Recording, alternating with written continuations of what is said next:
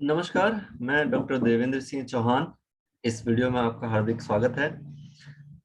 हम भारत की नदियां पढ़ रहे हैं और पिछले कुछ वीडियो में हमने उत्तरी भारत की नदियां, दक्षिणी भारत की नदियां, इन सबका विस्तार से अध्ययन किया। इस वीडियो में हम उत्तरी भारत और दक्षिणी भारत की नदियों के बीच अंतर देखेंगे कि क्या अंतर है उत्तरी भारत और दक्षिणी भारत की नदियों के बीच में। तो यहाँ हम सबसे पहले थोड़ा ब्रीफ कर देता हूँ मैं आपको कि इन सब नदियों के बारे में हमने डिटेल में स्टडी की है। सिंधु नदी तंत्र, ब्रह्मपुत्र नदी तंत्र, गंगा नदी तंत्र, महानदी, गोदावरी, कृष्णा, कावेरी, नर्मदा, तापी, ये सब नदियों के बारे में हमने डिटेल में बात की है। अब हम देखते हैं कि यहाँ से इसको हम उत्तरी भारत की नदियां कहते हैं, इनको हम दक्षिणी भारत की नदियां कहते हैं। तो यहाँ अंतर क्या है दोनों भाग की नदियों के अंदर। तो उसके कुछ पॉइंट्स हैं, उन पॉइंट्स के आधार पर हम देखेंगे, इन बिंदुओं के आधार पर हम इनमें अंतर कर सकते हैं। तो उनमें हम देखते हैं। तो comparison between Himalayan and peninsular reverse. सबसे पहला पॉइंट है लेंथ। अगर आप इसकी लंबाई के बारे में इन नदियों की नजर डालेंगे तो आप देखेंगे उत्तरी भारत की नदियां ज्यादा लंबी लंबी हैं और दक्षिणी भारत की जो नदियां हैं उनकी लंबाई कम है, क्योंकि पेनिनसुलर इंडिया बहुत ही पतला हो जाता है, नैरो हो जाता है। जैसे उदाहरण के तौर पर अगर हम गंगा की लंबाई की बात करें तो वो 2525 किलोमीटर लंबी थी। सिंधु की बात करें 2880 किलोमीटर लंबी थी। ब्रह्मपुत्र 2900 किलोमीटर लंबी थी। तो ऐसे में हम अगर दक्षिणी भारत की बात करेंगे तो जो गोदावरी नदी है वो सबसे लंबी नदी है दक्षिणी भारत की, उसकी लंबाई भी 1465 किलोमीटर ही है। कृष्णा 1400 किलोमीटर है। नर्मदा 1312 किलोमीटर है। तो आप देखो लगभग आधी हो जाती है ये जो बड़ी बड़ी नदियां हैं उनकी तुलना में ये जो लेंथ है। और दक्षिण की तरफ आते आते इनकी लंबाई और कम हो जाती है। वेस्टर्न घाट से निकलने वाली नदियां जो अरब सागर में बहती है उनकी लंबाई तो बिल्कुल ही कम होती है। अगर हम कैचमेंट एरिया को देखें तो उसमें भी जो नॉर्थ इंडिया की नदियां हैं उनका कैचमेंट एरिया या ड्रेनेज एरिया या अपवाद क्षेत्र काफी बड़ा बड़ा होता है। और दक्षिणी भारत की जो नदियां हैं उनका कैचमेंट एरिया या ड्रेनेज एरिया काफी छोटा होता है। उदाहरण के तौर पर अगर हम गंगा का देखें तो उसका ड्रेनेज एरिया लगभग भारत में 8,61,000 वर्ग किलोमीटर के आसपास है लगभग, अगर हम बात करें।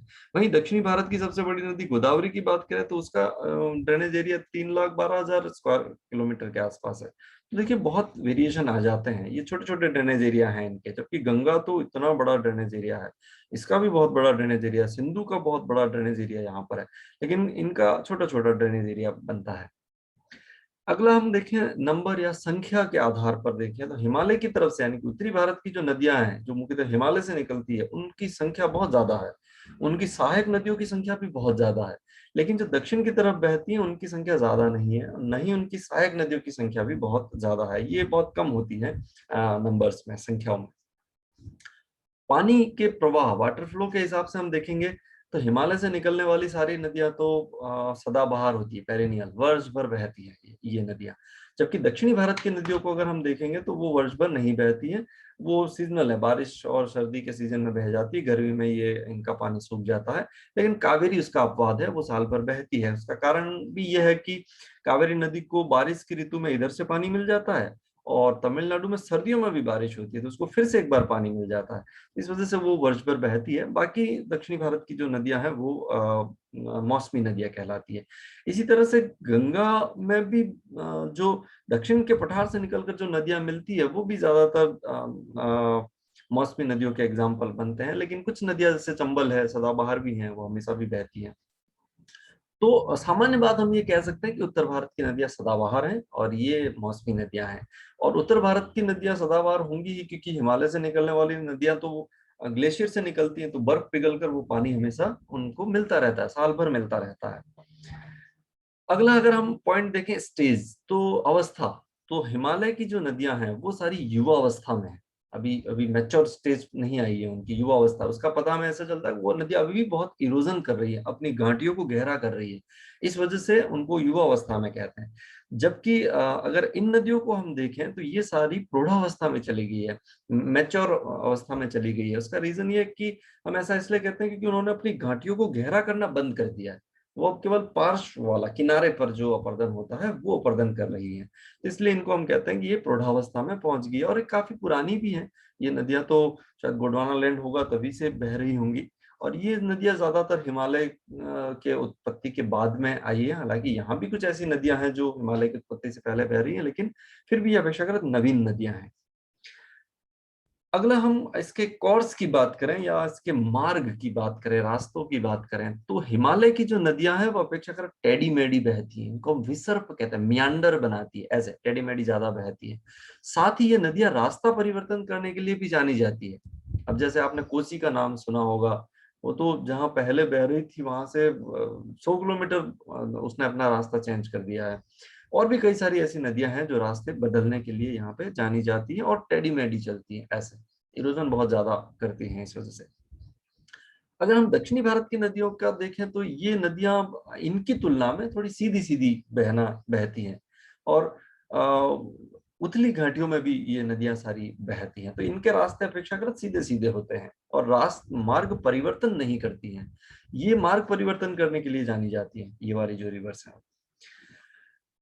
गॉर्ज के निर्माण की अगर हम बात करें तो ये जो नदियां हैं ये गॉर्ज का निर्माण करेगी हिमालय से निकलने वाली नदियां। कारण उसका ये है कि ये शिवालिक श्रेणी है, लेसर हिमालय है, ग्रेटर हिमालय है, वहां से सारी निकलती हैं। तो इनको अगली जो श्रेणी होती है उसका इरोजन करना होता है, क्योंकि उसको निकलना है। नदी ऐसे पर्वत के ऊपर चढ़ के तो उतर नहीं सकती। अब जैसे मान लो कोई नदी ग्रेटर हिमालय से निकली, तो उसको लेसर हिमालय में भी गॉर्ज बनाना पड़ेगा, शिवालिक में भी बनाना पड़ेगा, क्योंकि उसके ऊपर चढ़ के तो नहीं उतर सकती। तो वो क्या करती है, पहाड़ को से सीधा काटती है आई आकार में, उसको हम घार्ज कहते हैं। हमने घार्ज के बारे में पहले वाले वीडियो में बात भी की है। तो उनको क्रॉस करके वो नदियां निकलती है, तो वहां घार्ज बनाना होता है, इनको बनाना पड़ता है इनको।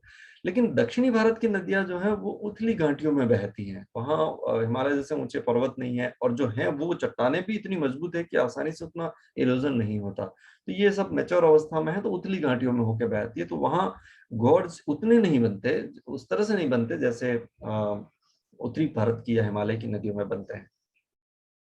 अगर हम पैटर्न के रूप में देखें तो हिमालय की जो नदियां हैं उनको हम वृक्षाकार पैटर्न कहते हैं, ट्री शेप में, पेड़ जैसा जो पैटर्न उनका बनता है। अगर आप देखो तो इस तरह से, जैसे पेड़ का एक मुख्य तना होता है और बाकी सारी उसकी जो डालियां होती है, उसी तरह का शेप। अब जैसे गंगा है, उसकी सारी सहायक नदियां आप देखो, ऐसा लगता है कोई पेड़ है बीच में और उसका तना गंगा है और बाकी सारी नदियां इधर उधर फैली हुई है। तो ऐसे ट्री शेप जो होता है वो पैटर्न इसको उत्तरी भारत की नदियों में देखने को मिलता है। दक्षिणी भारत की नदियों में हमें आयताकार पैटर्न देखने को मिलता है। अब देखिए यहाँ ये सब आयताकार पैटर्न बनाती है, देखिए इस तरह से, यहाँ पर भी आप देखिए आयत बना रही हूँ ऐसे। तो आयताकार पैटर्न यहाँ पर हमें देखने को मिलता है इन नदियों के बीच में। डेल्टा बनाने की बात है तो उत्तरी भारत की जो नदियां हैं वो बड़े बड़े डेल्टा बनाती है। आप देखो यहाँ सिंधु के डेल्टा की हमने बात की, गंगा और ब्रह्मपुत्र का डेल्टा जिसे हम सुंदरवन कहते हैं, तो विश्व का सबसे बड़ा डेल्टा है जिसपे बांग्लादेश और पश्चिम बंगाल स्थित हैं, और अभी भी ये बढ़ रहा है धीरे धीरे। दक्षिणी भारत के नदियों की डेल्टा की हम बात करेंगे तो दक्षिणी भारत की जो नदियां बंगाल की खाड़ी में गिरती है वो डेल्टा बनाती है, लेकिन वो डेल्टा उत्तरी भारत की नदियों की तुलना में छोटा होगा। उधर बड़े बड़े डेल्टा है, ये छोटे छोटे डेल्टा है यहाँ पे। अब आप ये गंगा और ब्रह्मपुत्र का इतना बड़ा डेल्टा है, अब इसकी तुलना यहाँ महानदी के डेल्टा से, कृष्णा गोदावरी के डेल्टा से, कावेरी के डेल्टा से करिए तो छोटे छोटे डेल्टा यहाँ पर बनते हैं। और इनफैक्ट ये जो पश्चिमी घाट से निकलने वाली या हम कहें अरब सागर में गिरने वाली जो नदियां हैं वो तो डेल्टा बनाती ही नहीं है। जैसे हम नर्मदा ताप्ती के बारे में हमने पढ़ा, हमने कहा वो नदी डेल्टा नहीं बनाती, उसके कारणों पर भी विचार की। तो यहाँ बहने वाली नदियां तो डेल्टा बनाती ही नहीं है, इधर वाली बनाती हैं लेकिन छोटे छोटे हैं। ये सब बड़े बड़े डेल्टा का निर्माण करती है। अगला हम एस्चुरी के पैटर्न से देखेंगे तो हमने नर्मदा और ताप्ती जब पढ़ी थी तो मैंने आपको कहा था ये नदियां एस्चुरी बनाने के लिए बड़ी प्रसिद्ध हैं, और इधर वाली नदियां डेल्टा नहीं बनाती है तो एस्चुरी फॉर्म हो जाती है, लेकिन नर्मदा उसमें सबसे इंपॉर्टेंट रिवर है। ये नदियां एस्चुरी नहीं बनाती, हालांकि हुगली इसका कुछ एग्जाम्पल पेश करती है, लेकिन डेल्टा बन जाता है तो वो इफेक्टिव नहीं हो पाता। तो ऐसे में यहाँ पर सामान्यतः हम कह सकते हैं कि हिमालय से निकलने वाली नदियां एस्चुरी नहीं बनाती है। एस्चुरी को हम हिंदी में कहते हैं ज्वार नद मुख, मतलब जो नदियां डेल्टा नहीं बनाती उसमें क्या होता है, समुद्र का पानी जब ज्वार के समय ऊपर उठता है तो वो वापस अंदर की तरफ पीछे चलता है उल्टा, उसको हम ज्वार नद मुख कहते हैं, जितना पानी अंदर जाता है उस हिस्से को। अब अगर हम अंतिम बात उसके उपयोग को लेकर करें तो देखिए इसमें भी बड़ी क्लियर कट बात है। हम उत्तरी भारत की नदियों की अगर हम बात करेंगे तो उसमें मल्टीपर्पज प्रोजेक्ट है। वैसे तो मल्टीपर्पज प्रोजेक्ट सारे होते हैं, जो बांध बनाते हैं हम इनके ऊपर उनकी बात करें तो जो मल्टीपर्पज प्रोजेक्ट, इसका मतलब है बिजली बन सकती है, सिंचाई में पानी उपयोग में लिया जा सकता है, पेयजल किया जा सकता है, मछली पालन किया जा सकता है, पर्यटन बढ़ाया जा सकता है, अंडरग्राउंड वाटर टेबल बढ़ाया जा सकता है। बहुत सारे उद्देश्य होते हैं, मल्टीपर्पज प्रोजेक्ट कहते हैं।